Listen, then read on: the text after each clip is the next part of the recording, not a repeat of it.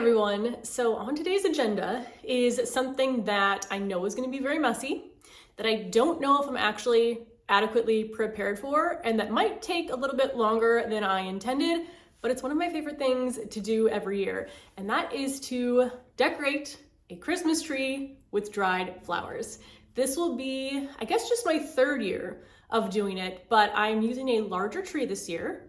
Not anything huge, but I think last year, maybe my tree was 4 feet tall. This year, maybe it's like 6.5. So I am worried, first of all, if I have enough dried flowers to cover it. It's also my first time having it here in this living area, which I consider to be my plant lady room.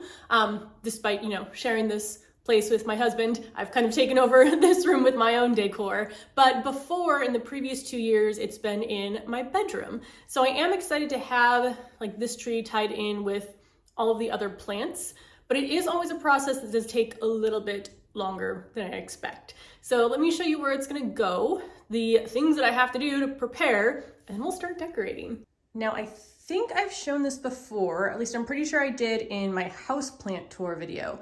But this is how I dried most of my flowers this year before I ran out of space. But basically, these are 3 curtain rods just from Amazon.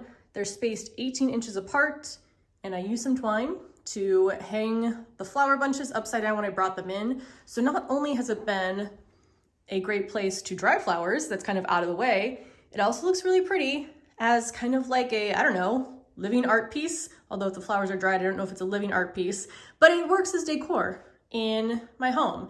Now I am going to be taking all these off, which is why I wanted to show it to you today, because these are going on the Christmas tree.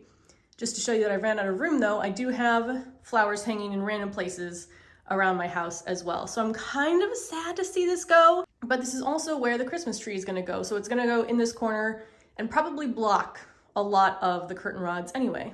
My plan is to lay everything out on this table. As you can see, I already have some dried flowers. I have a box of hydrangeas. I have some of the completely dried flowers that I was putting in this lotus vase. I started to take bunches out, and you can see how messy, especially the gomphrena, is going to be as I kind of play around with it. But my plan is to organize everything by flower type and then just start throwing it on the tree. And then the tree is over here in what appears to be a body bag, but is actually a Christmas tree bag. First step then is to get everything off of these curtain rods.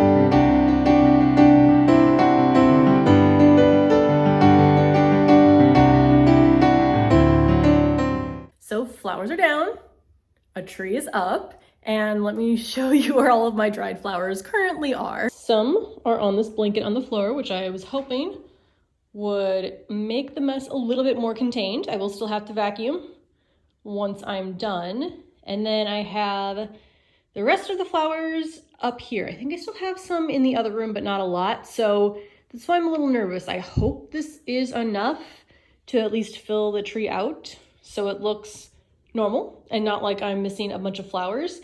What I like to do though is start with the larger ones, like the hydrangeas here, get those in place, and then add in the smaller ones, because that, I don't know, just seems to work best for me. And the tree itself, so I've had this for a few years now. It's white, and I thought because this room, the walls are green, it would be nice to have a white tree in here for contrast, and also I think that'll make the dried flowers pop. Now this is a pre-lit tree, and I've had it for maybe 4 years, and almost all the lights are already burnt out. And I mean almost all of them. So to me, it's not worth going through and replacing them. So I'm probably just gonna add some lights afterwards, after I get all the flowers on, to see if I need lights on here or not. So now we decorate. So like I said, starting with the larger flowers first, and I also have a good amount of these, so I can kind of sprinkle them throughout the tree and get an idea of what I want to put where. Now last year and the year before, I did a swoop around, which I liked, but I don't know, I just feel like doing something different this year. So I'm just going to start putting things in places. Again, don't really have a plan, and we'll see how it goes.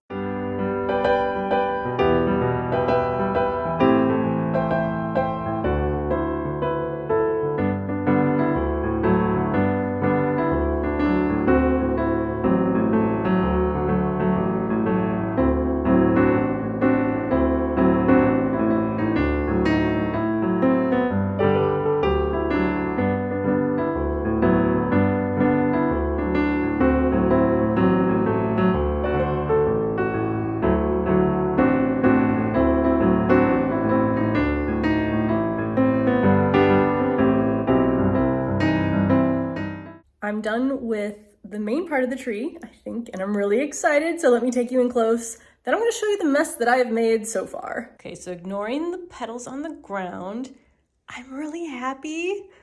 I, again, didn't go in with like a plan as far as positioning of the flowers, but I love it. I love it a lot. What I still need to do is make my topper with some of the other flowers, and just as an FYI, I don't decorate the back of the Christmas tree if no one can see it, and I have no shame in that. Why would I put flowers there in the back where no one's going to enjoy it? So I've just basically decorated the front like 3/4 of the tree. And actually, I don't know if I went through the plants that I have on here, but I had dried statice here, the pink, yellow, purple. I think there's some peach here too.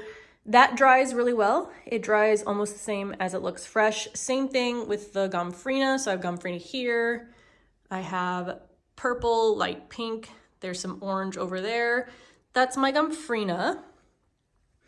What didn't dry quite as the same as it looked is my asters, but I think they still look really pretty. I had 2 different asters. There is the second one, and then I have hydrangeas. I guess that's all that's on this tree. Is that right? Oh no, I have also some cornflower down here, which I like because it looks a little extra wispy. Now, as far as the mess, here's what this blanket looks like. I do have some on the floor. I didn't use every single flower, but I think I used the ones that I want. And then this is my table. So I still have some flowers. I'm gonna make a little topper right now, and then we'll go ahead and put it on the tree. And then I think, well, I have to clean up, but I think after that I'll be done. Here is what I'm thinking for the tree topper. So I basically took like whatever leftovers I had, or where I only had like a couple flowers and not enough to make a little bundle for the tree. But I think this is what I'm gonna use for the topper. I might also add maybe some hydrangeas because I don't know if this is big enough, but let's put this on top and see how it looks.